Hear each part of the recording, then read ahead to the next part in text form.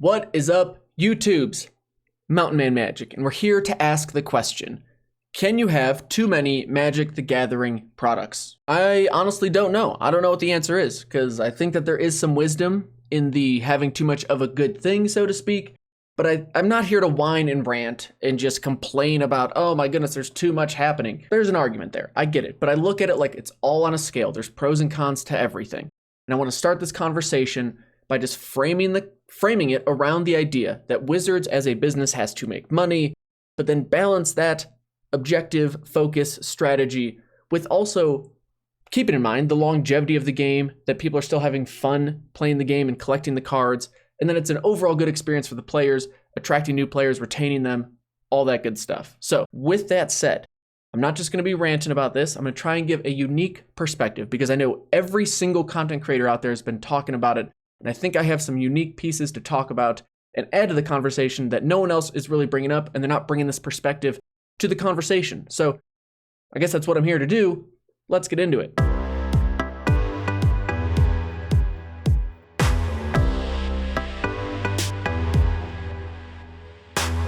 Yes, there have been a lot of products. Even in February, it felt like there was too much to keep track of. There was 2 secret layers, Unsanctioned, Challenger decks. Jumpstart is this new thing that I'm still not entirely sure what it is. Did I already say mystery booster packs? It's a mystery to me. Not sure. Have to watch the video.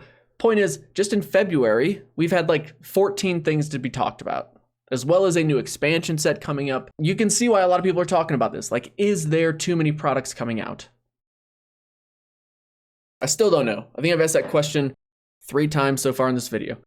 I still don't know the answer, but let's just take a step back and identify that Wizards is trying to grow Magic. I mean, they're trying to grow the community. They're investing in the esports scene, and I mean, just the pro circuit. Esport, not esport, it's a different topic for a different day.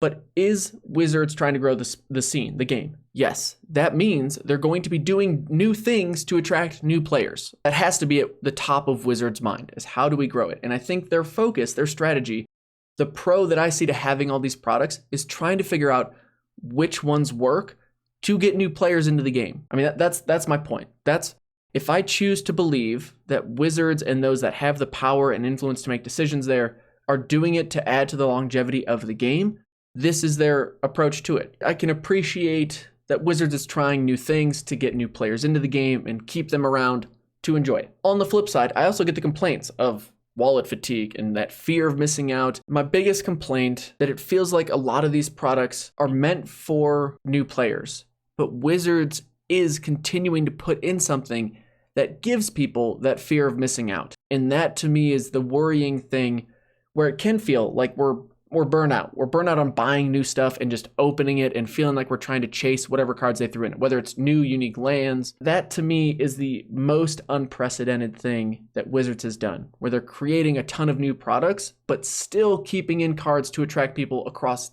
different formats. And I probably should have said this at the beginning of this video, but whenever I see a new product, my first thought is, does this add to the longevity of the game? And that doesn't mean it has to be, as soon as Wizards releases a product, that it has to be so good that it is now a part of their permanent print cycle or going to be a perennial staple. My thought is, I do think there's an argument to be had that Wizards is cashing in on the goodwill that Magic has built up over the last 25, 26-ish years. And what I mean by that is, if Magic was a new game that came out, let's say last year, would there be 20 different products coming out in a year? But I think it's important to note that the only reason Magic can do this today, or Wizards can do this today, releasing a ton of products, is because of how successful the franchise has been. And there is, there's a hesitation on my part where if you're cashing in on that now, to me, that doesn't feel like it's adding to the longevity of the game. But then if I turn around and look at my earlier argument, how does that coincide with Wizards creating new products and just trying to attract new players? Like, I guess you can't have it both ways.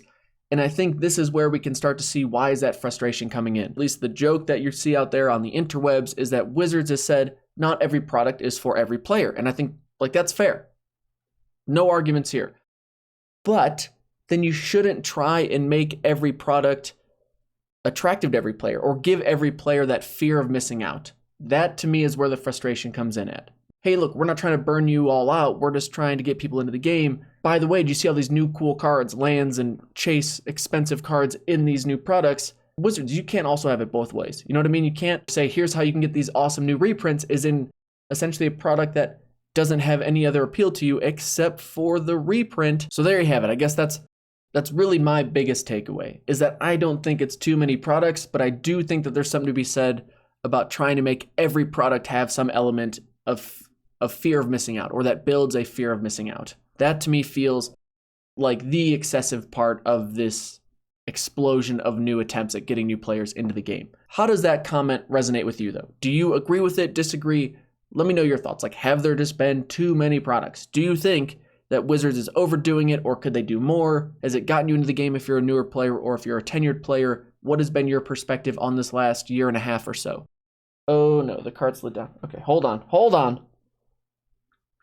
We fixed it. Okay. Yeah, if you want to help and support the channel, use the Card Kingdom affiliate link in the description below. It helps them know that I sent you and that I'm worth sponsoring. And I think I am.